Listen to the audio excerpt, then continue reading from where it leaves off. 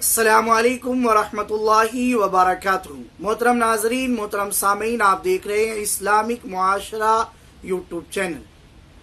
माह रमज़ान शरीफ में कई लोगों ने ये मसला पूछा कि रोज़े के दौरान आँख में दवा डालने से क्या रोज़ा टूट जाएगा, नाक में दवा डालने से क्या रोज़ा टूट जाएगा, कान में दवा डालने से क्या रोज़ा टूट जाएगा।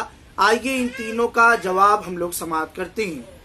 रोज़े के दौरान आँख में दवा डालने या लगाने की ज़रूरत हो तो दवाई डालना या दवाई लगाने से रोज़ा फासिद नहीं होता, रोज़ा टूटता नहीं है।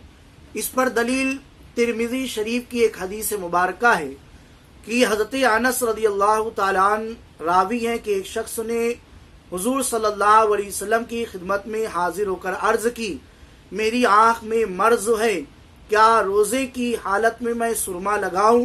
तब हुज़ूर सल्लल्लाहु ताला अलैहि वसल्लम ने इरशाद फरमाया कि हाँ, ये जामे तिरमिज़ी अब्वाबुस्सौम बाब मा जा फिल कहल लिस्साइम, इसमें यह हदीस मुबारका देखी जा सकती है। इस हदीस मुबारका से साफ तौर पर हमें ये बात समझ में आ गई कि अगर रोज़े की हालत में सुरमा लगाया गया आँख में तो इससे रोज़ा नहीं टूटेगा, अगरचे सुरमे का मज़ा बलगम के साथ यानी उसका रंग बलगम में दिखाई दे तब भी रोज़ा नहीं टूटेगा। तो ये आँख में दवा डालने की बात क्लियर हो गई। अब कान में दवा डालने के बारे में सुनी।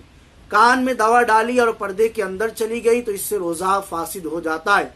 फुक़हाए किराम ने फरमाया है कि कान में डाली हुई दवा दिमाग में बराह रास्त या बवास्ता सीधा पेट में पहुंच जाती है, जिससे रोज़ा टूट जाएगा।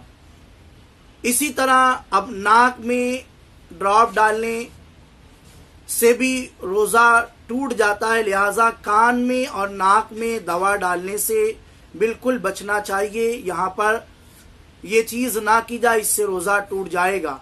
हाँ, अगर जानबूझकर अगरबत्ती की या लोबान की धुनी नाक के जरिए से ली या भपारा लिया तो रोज़े की हालत में इससे भी रोज़ा टूट जाएगा। मजीद आप तफसील चाहते हैं तो व्हाट्सएप नंबर डिस्क्रिप्शन में, वहां पर आप हमें मैसेज करके मालूमात हासिल कर सकते हैं।